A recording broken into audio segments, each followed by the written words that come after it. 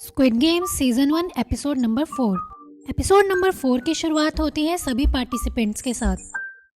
Game number 2 जीतने के बाद जितने भी पार्टिसिपेंट्स बचे होते हैं वो सब इकट्ठा हो जाते हैं और हमें यह देखने को मिलता है कि दूसरे खेल में 79 पार्टिसिपेंट्स को बाहर कर दिया गया था, जिससे total cash price 35 billion won हो गया था। नंबर 212 ने 101 और उनके गुंडों के साथ जुड़ने का निर्णय ले लिया था क्योंकि उसने पिछले गेम में उनकी मदद की थी। वह शुरुआत से ही बहुत ही चतुर और हेराफेरी करने वाली दिखती है और यह स्पष्ट है कि वह अपनी स्थिति को बेहतर बनाने के लिए कुछ भी करना जानती है।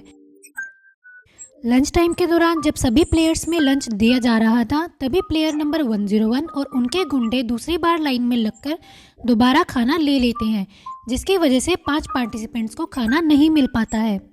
सोल्जर्स बाकी पार्टिसिपेंट्स को खाना देने से मना कर देते हैं।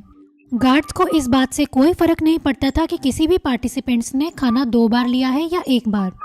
प्लेयर नंबर 271 चोरों का सामना करता है और प्लेयर नंबर 101 दोबारा बुरी तरह से पीटा जाता है।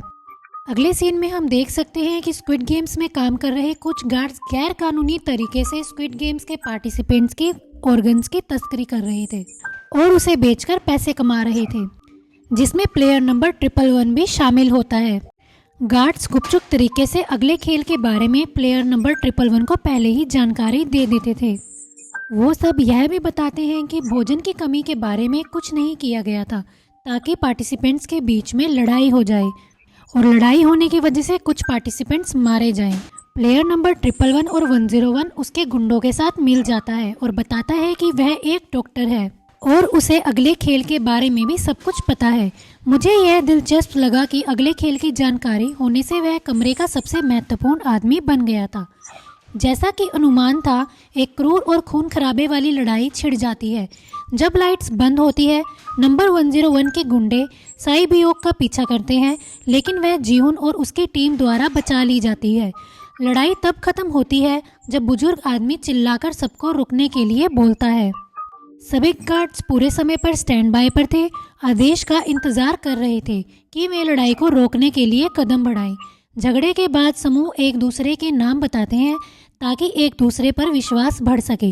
बुजुर्ग आदमी की मानसिक स्थिति बिगड़ने लगती है क्योंकि वह अपना नाम तक नहीं याद रख पाता। प्लेयर नंबर 101 एंड 212 एक दूसरे के साथ बाथरूम में इंटीमेट होते हैं और एक दूसरे को अपना नाम भी बताते हैं। उसका नाम हान मियो है और दूसरे का नाम जांग डोक्सू है।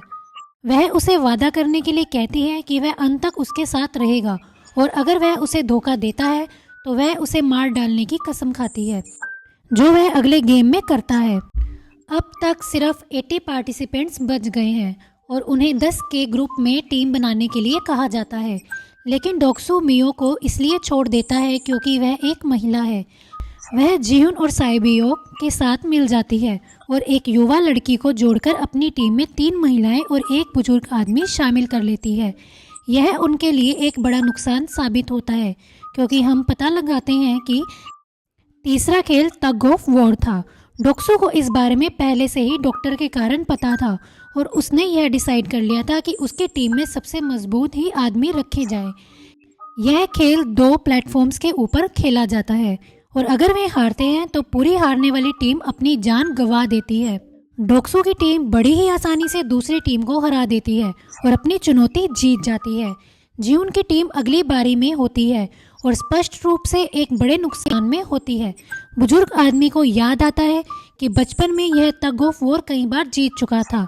वह उन्हें एक रणनीति बताता है जो हमेशा उन्हें विजय बनाने में मदद करती थी, भले ही दूसरी टीम शारीरिक रूप से अधिक ताकतवर हो।